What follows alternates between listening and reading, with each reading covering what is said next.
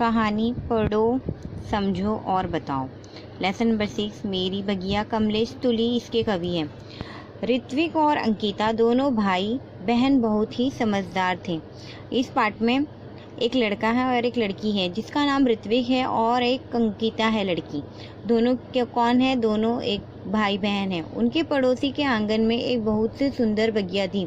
तो उनके घर के जो बाजू में एक पड़ोसी रहते थे, उनके आंगन में क्या था? एक बहुत ही सुंदर बगिया थी। वे सोचते काश उनके घर में भी ऐसी ही बगिया होती।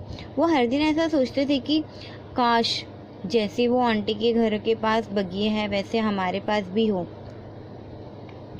पर उनके घर बगिया उगाने के लिए जगह ही कहाँ थी। लेकिन क्या हो गया, उनको इच्छा थी कि बगिया उगाए, लेकिन उनके पास जगह ही नहीं थी। उनकी माँ को जब भी पूजा के लिए फूलों की ज़रूरत होती थी, दोनों को पड़ोस के घर भेजती। जब भी उनकी मम्मी को पूजा के टाइम क्या चाहिए था? फूलों की ज़रूरत होती थी। तो उनकी माँ क्या करती थी? पड़ोस की आंटी के घर पे क्या करते थे? उनके यहाँ पे फूल लाने भेज देते। वे फूल ले आते।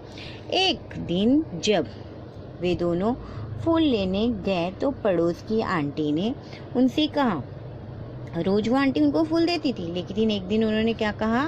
बेटा रोज कहाँ से आएंगे फूल? 2-4 फूल बचे हैं, ले जाओ। आंटी ने क्या कहा कि रोज रोज फूल कहाँ से आपको मिलेंगे? 2-4 फूल बचे हैं, वो ले जाओ।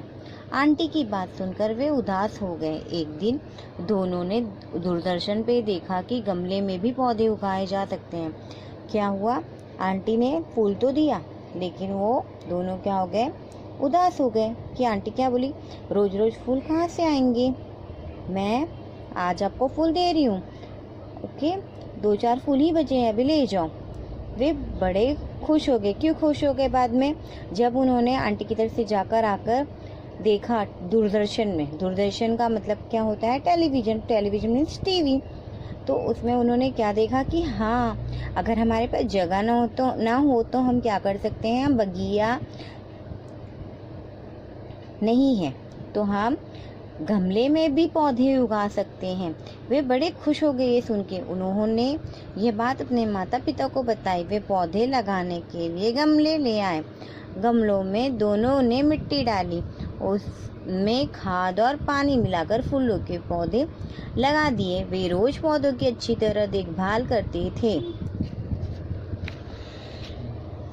धीरे धीरे पौधों में फूल खिलने लगे। गमलों में खिले हुए फूल देखकर उनकी खुशी का ठिकाना नहीं रहा। घर फूलों की खुशबू से महक उठा।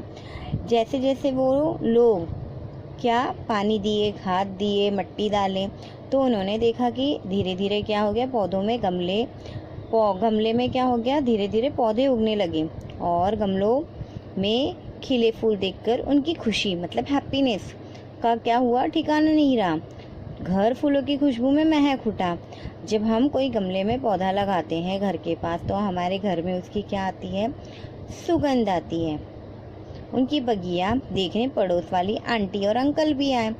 तो जब उनके पड़ोस में जो आंटी और अंकल रहते थे ना, तो उन्होंने देखा, अरे वाह, ऋत्विक और अंकिता ने क्या किया? गमलों में पौधे उगाए। तो उनको देखने के लिए आंटी और अंकल उनके घर आए। दोनों को शाबाशी देते हुए अंकल ने कहा, सचमुच जहाँ चाह वहाँ राह। Thank you.